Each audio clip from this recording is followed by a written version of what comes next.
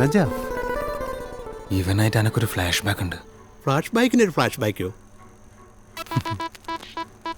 ഞാൻ സെയ്താർപള്ളിയിലായിരുന്ന കാലം, അബ്ദു മുസ്തഫയൊക്കെ എൻ്റെ ജീവിതത്തിലേക്ക് വരുന്നതിന് മുമ്പുള്ള കാലം, എൻ്റെ +2 പഠനകാലം.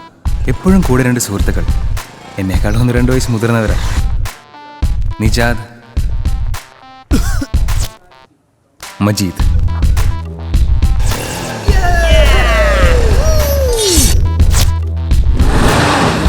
നമ്മുടെ ഗ്യാങ്ങിൻ്റെ പേര് സ്മാർട്ട് ബോയ്സ്.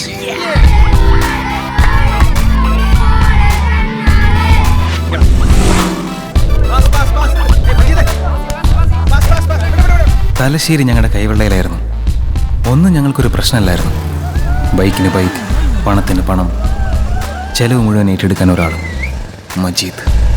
മജീദ് ഗൾഫിൽ ജോലി ചെയ്തിരുന്ന കുഞ്ഞുട്ടിയുടെ മകൻ. സാമ്പത്തിക മാന്ദ്യത്തിന് ശേഷം കുഞ്ഞുട്ടി സെയ്താർപള്ളിയിലേക്ക് തിരിച്ചു വന്നു. ഇപ്പോൾ ചായക്കട നടത്തുന്നു. പക്ഷേ അന്ന് മജീദ് തലശ്ശേരിൻ്റെ രാജകുമാരനായിരുന്നു. മജീദിൻ്റെ സ്വപ്നങ്ങളിലെ രാജകുമാരി ഫാത്തിമ.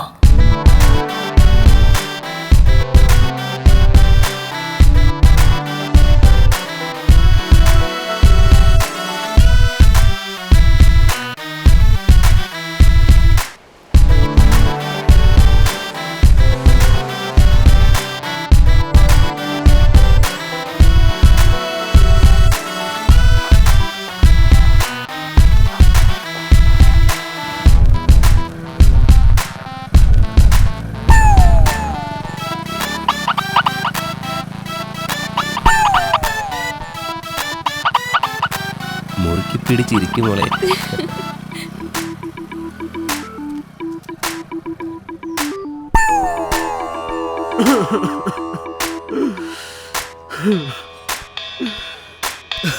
ഓന്റെ പേരെന്താടാ? മജാഫ്. സ്ഥലം? തളാപ്പ്. ഓനെ വെറുതെ വിടാൻ പാടില്ല. നമുക്കോനെ പൊക്കണം. സെയ്താർപള്ളിയിലെ പെണ്ണിനെ അങ്ങനെ പുറത്തുനിന്ന് ഒരുത്തം വളക്കണ്ട. അങ്ങനെ സംഭവിച്ചാൽ പിന്നെ നമ്മുടെ അങ്ങനെ സ്മാർട്ട് ബോയ്സ് എന്ന് വിളിച്ചിട്ട് എന്താ കാര്യം? അല്ലേ വിനോദേ? ശരിയാ, സ്മാർട്ട് ബോയ്സ് ഉള്ള പേര് മാറണം. ഒരുമാതിരി തൊട്ടി പേരല്ലേ? അതല്ല, ഓനെ പൊക്കുന്ന കാര്യം. ആ,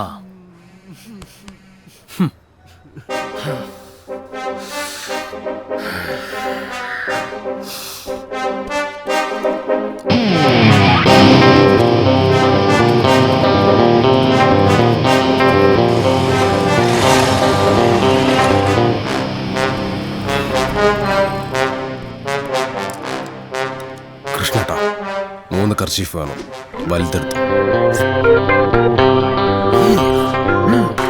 കർച്ചീഫ് മുറുക്ക കെട്ടിക്കോ, ആളെ അറിയാൻ പാടില്ല. പിന്നെ ഒബ്ലാം കെട്ടിക്ക് അടി വീഴാൻ നോക്കിക്കോ. അതെവിടെയാ? തലേന്റെ പുറകിലടാ പന്നി. ഓ, okay okay okay okay okay. തളാപ്പിലെ തിണ്ടി വരുന്നുണ്ട്.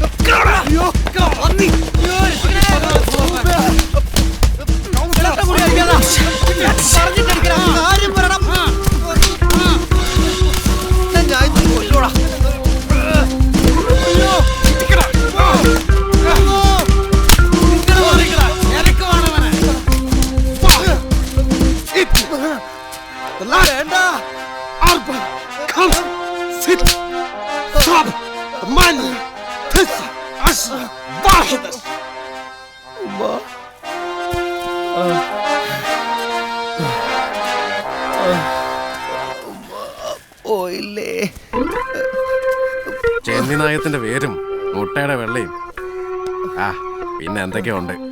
അതെല്ലാം കൂടെ ചേർത്തൊരു സവാരി ഗിരിഗിരിയുണ്ട്. ചതവിന് ബെസ്റ്റാ.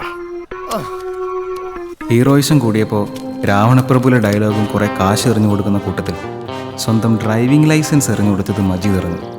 പക്ഷെ അന്നല്ല, പിറ്റേന്ന് മുബാറക് സ്കൂളിന് പുറകിൽ വെച്ച് അടി കിട്ടിയപ്പോൾ.